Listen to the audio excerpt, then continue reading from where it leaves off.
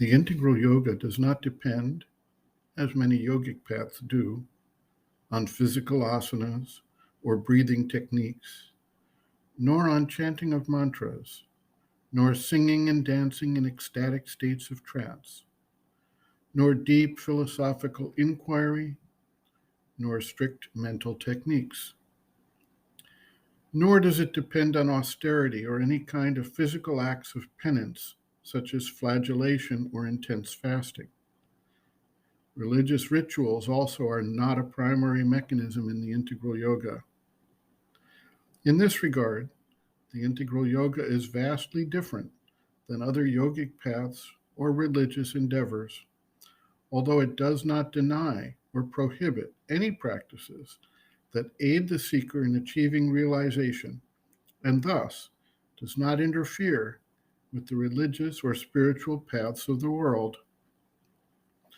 The integral yoga focuses on achieving a state of receptivity and responsiveness to the divine force and presence through what Sri Aurobindo has called in other places applied psychology.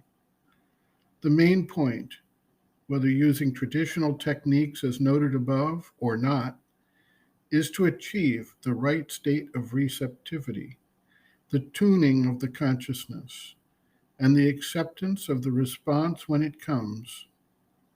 This is a process which Sri Aurobindo has called aspiration, rejection, surrender.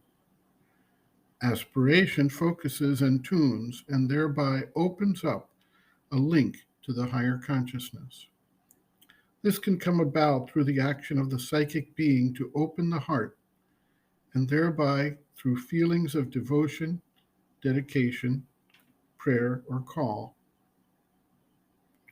The rejection is to avoid the distracting energies and impulses that come from the outer being and impacts from the world at large that take one away from the one-pointed focus. Surrender is to accept and allow the higher influence to act upon the being and carry out its action without obstruction from the ego personality and the desire soul of the outer being.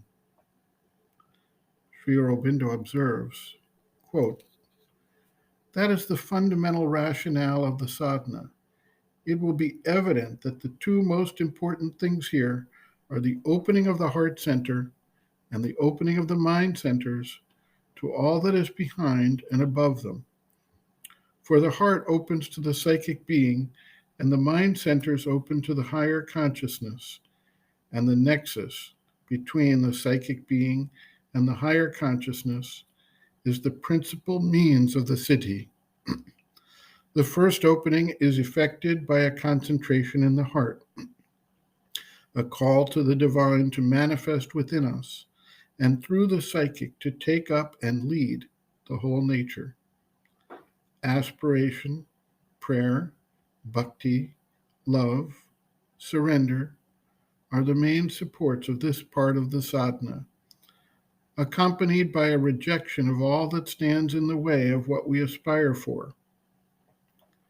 The second opening is effected by a concentration of the consciousness in the head, afterwards above it, and an aspiration and call and a sustained will for the descent of the divine peace, power, light, knowledge, ananda, into the being.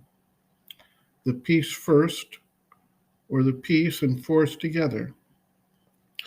Some indeed receive light first, or ananda first, or some sudden pouring down of knowledge. With some, there is first an opening which reveals to them a vast infinite silence, force, light, or bliss above them. And afterwards, either they ascend to that, or these things begin to descend into the lower nature.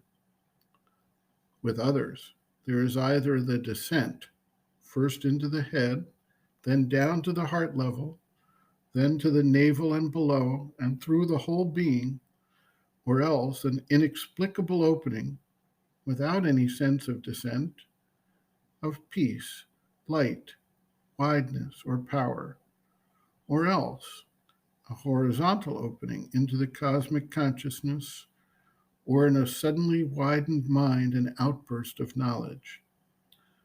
Whatever comes has to be welcomed, for there is no absolute rule for all. But if the peace has not come first, care must be taken not to swell oneself in exultation or lose the balance. The capital movement, however, is when the divine force or Shakti, the power of the mother, comes down and takes hold. For then the organization of the consciousness begins and the larger foundation of the yoga. End quote.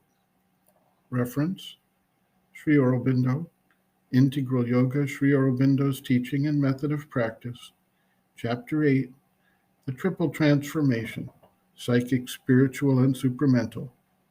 The Spiritual Transformation, pages 209 to 229.